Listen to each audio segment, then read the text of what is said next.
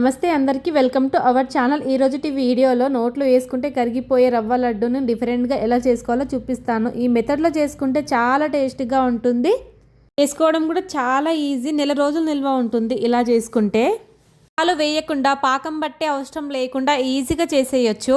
మీకు నేను చేసే ప్రాసెస్ నచ్చితే ఒక లైక్ కొట్టడం మర్చిపోవద్దు. ఇప్పుడు ప్రాసెస్లోకి వచ్చేద్దాం. ముందైతే ఒక మందపాటి కడాయిని తీసుకొని దాంట్లోకి 1.5 కప్పు బొంబాయి రవ్వని వేసి మంచిగా వేయించుకోవాలి. మంటని లో ఫ్లేమ్లో పెట్టుకొని కలుపుకుంటూ వేయించుకోవాలి.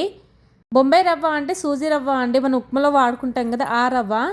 ఒక 5-6 నిమిషాలైనా మంచిగా వేయించుకుంటే మంచి స్మెల్ వస్తుంది. ఇలా వేగాక ఒక 1/2 కప్పు పుట్నాల పప్పుని వేసి కొద్దిసేపు వేయించుకోవాలి. ఒక 2-3 నిమిషాలు వేయించుకోవాలి, సరిపోతుంది. ఇప్పుడు స్టవ్ ఆఫ్ చేసేసుకొని ఇదంతా కూల్ అవ్వనివ్వాలి. ముందైతే ఒక మిక్సీ జార్ని తీసుకొని దీంట్లోకి 1.5 కప్పుల చక్కెరను వేసుకుంటున్నా.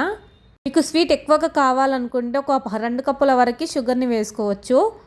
ఈ చక్కెరలో మంచి ఫ్లేవర్ కోసం ఒక 3 యాలకులను వేసి మెత్తగా పొడి చేసుకోవాలి. ఇప్పుడు ఈ షుగర్ పౌడర్ని ఒక ప్లేట్లో వేసుకొని పక్కన పెట్టేసుకోవాలి.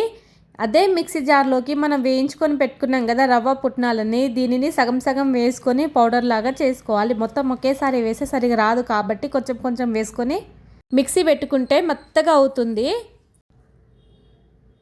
చూసారు కదా ఎంత మెత్తగా వచ్చిందో. ఇప్పుడు దీనిని మనం చక్కెర అయితే దేంట్లో వేసుకున్నాం అదే ప్లేట్లో వేసుకొని పెట్టుకోవాలి. ఇదంతా మిక్సీ పట్టేసుకోండి ఇదే విధంగా.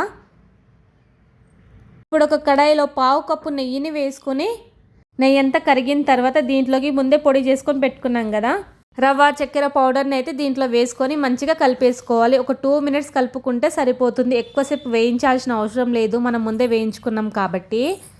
ఒక 2 మినిట్స్ వేయించుకుంటే వేడికి చక్కెర అనేది కరుగుతుంది, మనకు లడ్డూలు చుట్టడానికి ఈజీగా వస్తుంది. దీంట్లో పాలు కూడా వేయం కాబట్టి చక్కెర మెల్ట్ అవుతుంది కదా, దాంతో లడ్డూలను ఈజీగా చుట్టేయచ్చు. ఇదంతా స్టవ్ ఆఫ్ చేసుకొని కొంచెం కూల్ అవ్వనివ్వాలి. మరీ కూల్ అయిపోవద్దు, కొంచెం వేడిగా ఉన్నప్పుడే లడ్డులాగా చుట్టేసుకోవాలి. మొత్తం ఒకసారి కలిపేసుకున్న తర్వాత లడ్డుల్లాగా చుట్టేసుకోవడమే. ఒకవేళ లడ్డుల్లాగా చుట్టడం రావట్లేదు అనుకుంటే ఇంకాస్త నెయ్యిని వేసుకోవచ్చు. ఎప్పుడు రవ్వ లడ్డులను చేసుకున్న కొబ్బరి పొడి వేసుకొని చేసుకుంటాం కదా, ఒకసారి ఇలా కూడా ట్రై చేయండి, బాగుంటుంది టేస్ట్ అయితే. చూసారు కదా లడ్డులను చుట్టడం ఎంత పర్ఫెక్ట్గా వచ్చాయో. ఇప్పుడు వీటన్నిటిని ఒక ప్లేట్లో అయితే వేసుకుంటున్నా. ఇలా వేసుకున్న వీటిపైన లుక్ మంచిగా రావడానికి నేను కొన్ని డ్రై ఫ్రూట్స్ని అయితే వేస్తున్నా.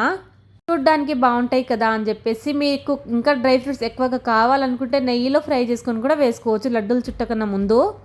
మీరే చూడండి ఎంత సాఫ్ట్గా వచ్చాయో, నోట్లో వేసుకుంటే కరిగిపోతాయి. ఒక నెల రోజులైనా నిల్వ ఉంటుంది. ఇలా చేసుకొని పెట్టుకుంటే ఇంటిలో పాది ఇష్టంగా తినొచ్చు. మీకు వీడియో నచ్చితే లైక్ చేసుకొని షేర్ చేయండి. Thanks for watching.